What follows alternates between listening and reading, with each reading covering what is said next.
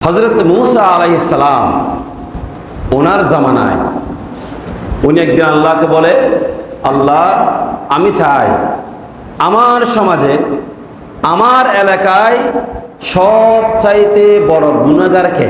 আল্লাহ বলেন, মূসা তুমি তোমার ঘরের সামনে রাস্তার মধ্যে তুমি বসবা, সকালবেলা দেখবা একটা মানুষ আসবে ছোট একটা বাচ্চাকে কোলে নিয়ে। তুমি যখন দেখবা বুঝতে পারবা তোমার সমাজে সবচাইতে বড় গুনাহগার ওই বান্দা। বলি নাউজুবিল্লাহ। মূসা আলাইহিস সালাম আল্লাহর কথা মতো সেই পথের মধ্যে বসে রইলেন। যখন সকাল হলো, কিছুক্ষণ হলো, তখন ওই বান্দা একটা ছোট্ট বাচ্চাকে কোলে করে নিয়ে ওই পথ দিয়ে যাচ্ছেন। তখন দেখে বুঝতে পারলেন, হায় হায় তুমি আমার সমাজে সবচাইতে বড় গুনাহগার। বলি নাউজুবিল্লাহ। এরপরে আবার উনি আল্লাহ কোন আল্লাহ আমি এখন বুঝতে পারলাম আমার সমাজের মধ্যে সবচেয়ে বড় গুনাহগার আমি দেখতে পেরেছি, আমি জানতে পেরেছি। এখন আমি চাই আমার সমাজে সবচাইতে বড় নেককার কে? সবচাইতে নেককার বান্দা কে? তখন আল্লাহ তাআলা বলেন, মূসা তুমি যে স্থানে সকালে বসছিলা সেই স্থানে তুমি বিকালবেলা গিয়ে বসবা, দেখবা একজন বান্দা আসবে, সে একটা বাচ্চা কোলে নিয়ে। তুমি তখন দেখে বুঝতে পারবা সেই বান্দা তোমার সমাজে সবচাইতে বড় নেককার। বলি সুবহানাল্লাহ। এখন উনি বিকালবেলা গিয়ে সেখানে বসলেন, রাস্তার পাশে বসেছেন। দেখা গেল যে বান্দা সকালে এসেছিল বাচ্চাকে কোলে নিয়ে, সেই বান্দা আবার বিকালবেলা সেই রাস্তা দিয়ে অতিক্রম করে চলে গেল। তখন মূসা আলাইহিস সালামের একটা চিন্তা চলে আসলে, কিরে যে বান্দাকে আমি সকালে দেখেছি সবচেয়ে বড় গুনাহগার, সেই বান্দা বিকালবেলা কয়েক ঘন্টা ব্যবধানে সেই বান্দা কিভাবে নেককার হয়ে গেল? বলি সুবহানাল্লাহ।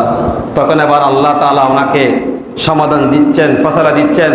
বলে আল্লাহ বলেন, হে মূসা এবার তুমি শুনো, যে বান্দা সকালবেলা গুনাহগার ছিল সেই বান্দা বিকালবেলা আবার নেককার কেমনে হলো একটু মূসা তুমি খেয়াল করো। তখন আল্লাহ তাআলা মূসাকে বলেন, এ মূসা ওর ছোট্ট একটা বাচ্চা কোলের মধ্যে ছিল, সেই বাচ্চা নিয়ে যখন উনি জঙ্গলের দিকে গিয়েছিল সকালবেলা, ওই বাচ্চা তার বাবাকে জিজ্ঞেস করলো, বাবা দেখা গেল আমি দেখতে পাচ্ছি পৃথিবীতে সবচাইতে বড় কি জিনিস?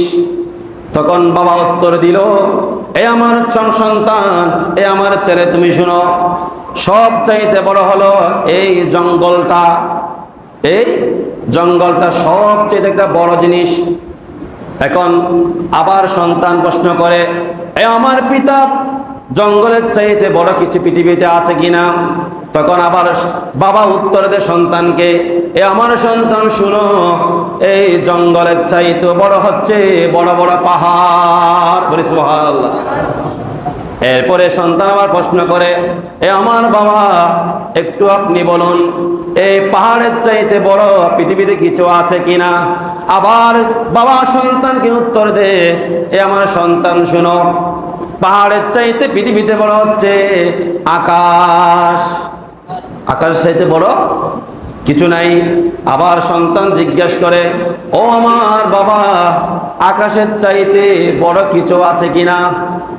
তখন আবার বাবা উত্তর দে, চোখের পানি ছেড়ে দিয়ে, তওবা করে চোখের পানি ছেড়ে দিয়ে সন্তানকে উত্তর দে, ও আমার সন্তান শুনো শুনো, এই আকাশের চাইতে বড় হলো আমার বড় গুনাহ।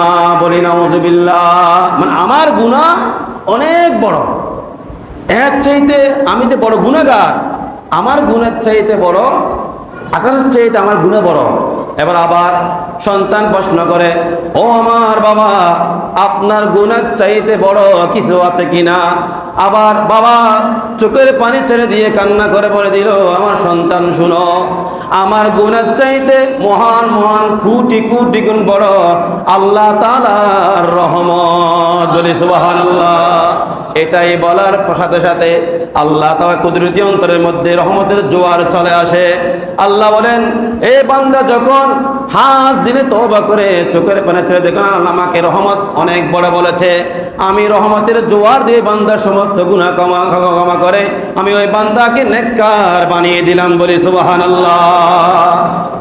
তাহলে বুঝে গেল ওই বান্দা হাত দিলে চোখের পানি ছেড়ে নিজের গুনাহকে অনেক বড় মনে করেছে।